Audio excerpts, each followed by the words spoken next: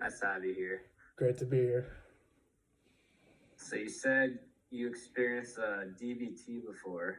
Can you explain what DVT is and tell me what your experience was like? Well, to be technical, a DVT is a deep vein thrombosis. And what that means is just a thrombosis in a deep vein that lies underneath the skin. But to put it in general terms, it's a blood clot, basically where your blood stops pumping through a deep vein, causing a lot of lack of circulation of both the blood and oxygen, causing a lot of pain, causing a lot of swelling, discoloration of the limb. And it's usually found in the legs. But my experience, it was pretty shocking to both me and everyone involved. I was out of the state. I was in the state of Utah, going to school, and I was never a sedentary person. I was always active, always moving.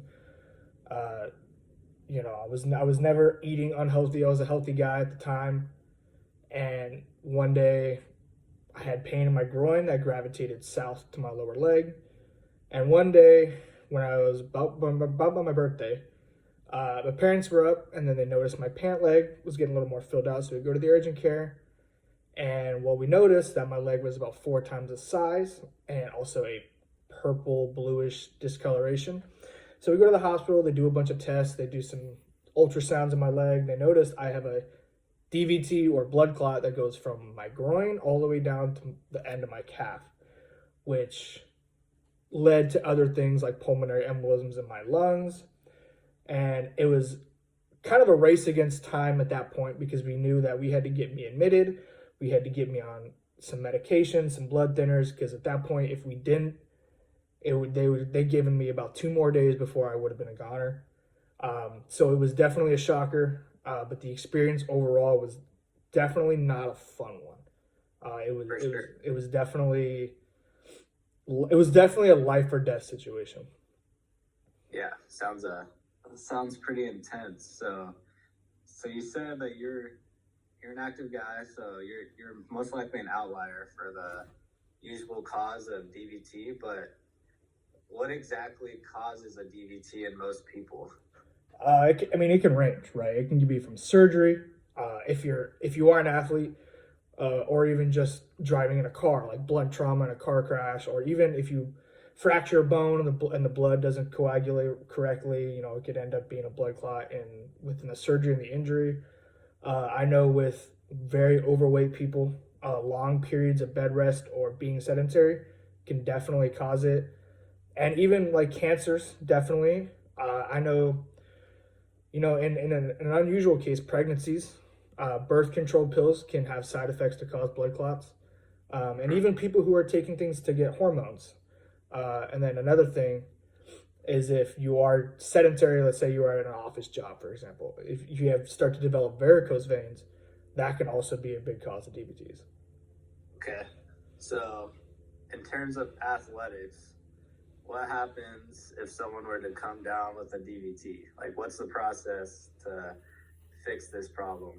Well, it definitely depends, right? So it depends on the severity because it can range in severity. If athletes who catch it early, they get on the blood thinner, and then they'll be on it for a few months, and then a practitioner will order them. They cannot be in any play, so they have to be out of commission, out of the sport, whether it's for the full season, which is most likely the full season.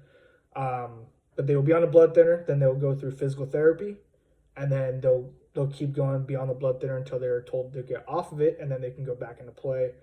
Really watching and then do physical therapy after play to keep it, stable. And then it can also be to the most severe, like Chris Bosh, who was a basketball player in the Miami Heat. He got it so bad that his physician told him that he could not play anymore. So these DVTs could very well end an athletic career.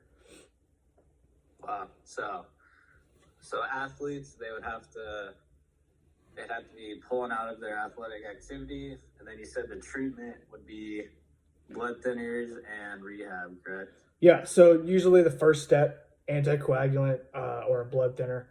For me, I was put on Eliquis. There are some other ones. Eliquis is typically the strongest one. So they'll usually get put on a blood thinner.